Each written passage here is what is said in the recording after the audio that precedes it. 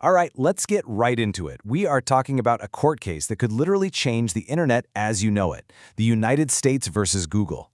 This is a massive antitrust lawsuit, and believe it or not, the first verdict is already in. And the stakes here? Well, they could not be higher. We're talking about the US government attempting to break up one of the most powerful, influential companies on the planet. I mean, what does that even look like if they actually pull it off? And look, this is not some far-off possibility. It's happening. A U.S. judge has already come out with a landmark ruling officially declaring that Google has been operating as an illegal monopoly.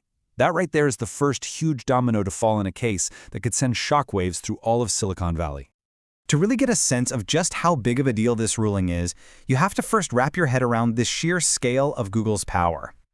You see, Google isn't just the leader in the search market. For all intents and purposes, it is the search market.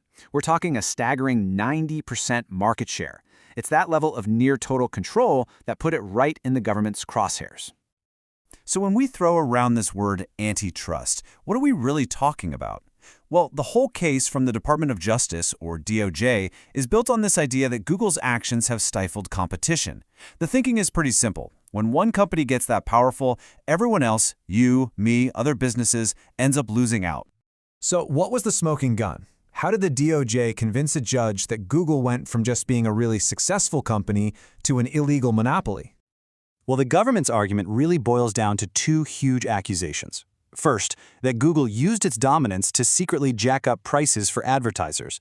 And second, that it spent billions and billions of dollars to make sure potential rivals never even had a fighting chance.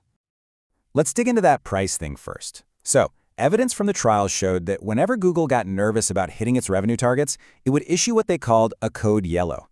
This was basically an all-hands-on-deck scramble to tweak their ad systems, making advertisers pay more in ways that were so subtle, Google's own internal studies confirmed most of them didn't even notice.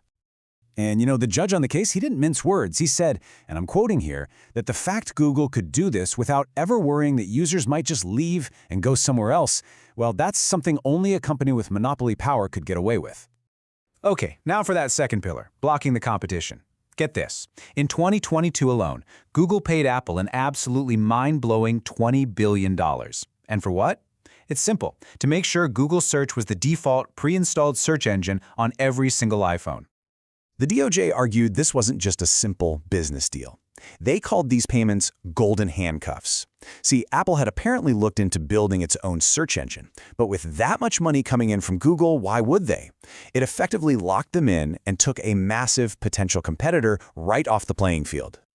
But of course, there are always two sides to a story like this. So let's flip the coin and look at how Google and a lot of folks in the tech industry see this whole situation. Google's defense is pretty straightforward. They say, hey, paying for Prime placement is just business as usual. They use this great analogy. It's like a cereal brand paying a grocery store to be on that perfect eye-level shelf. They argue that you can still choose another search engine if you want, but people don't, because Google is simply the best product out there. And that feeling is shared by a lot of people in Silicon Valley. The entrepreneur David Friedberg put it this way. He said it feels like the government isn't really going after anti-competitive behavior, but is instead just punishing a company for being incredibly successful. But this isn't just some debate happening in a quiet courtroom. For years, public pressure has been mounting. It was even personified by this one protester who kept showing up to the hearings dressed as the Monopoly Man from the board game, a pretty unforgettable visual of the scrutiny Google's been under. Okay, so the verdict is in. Google has been found to be a monopoly. What in the world happens now? Well, we're now moving into the next phase of the trial, which is all about the remedies. Basically, what the court is going to force Google to do about it. And some of the remedies being thrown around are, frankly, seismic. We're talking about the DOJ possibly forcing Google to sell off massive parts of its empire. Think about it, selling the Chrome browser or even the entire Android operating system. Separating YouTube from Google is on the table too. But the most likely outcome? Probably a ban on those multi-billion-dollar deals that make it the default everywhere. Now, don't expect this to happen tomorrow. It's a process. The DOJ is set to lay out its formal proposal for these changes by December of 2024. Then, the judge is expected to make his final decision on all of it around August of 2025. So we've got a bit of a wait. So at the end of the day, why should any of us care about this complicated legal fight? Because the final outcome could literally redraw the map of the internet and kick off a totally new chapter in the story of technology. To really get the stakes here, you have to look back in time. The last time a case this huge happened was US versus Microsoft back in the late 90s. That lawsuit cracked open Microsoft's monopoly on web browsers and created the breathing room for a whole wave of new startups to flourish, including, ironically, a tiny little company at the time called Google. So the big question now is, will this case do the exact same thing for the next Google?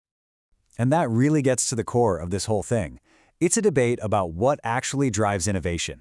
Is it having a bunch of hungry rivals all fighting for the top spot, forcing each other to make better products, or do you need massive profitable giants like Google to fund those really ambitious, world-changing moonshot projects?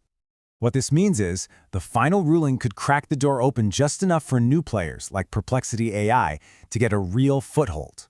Or it could finally unlock those golden handcuffs and free up a titan like Apple to jump into the search game themselves. This is about potentially reshaping the entire digital world. Which leaves us all with one final and really critical question to think about. Is breaking up big tech the best way to spark a new wave of innovation? Or do we risk tearing down the very companies that have the resources to solve some of the world's biggest, most complex problems? The answer to that is going to define the internet for years to come.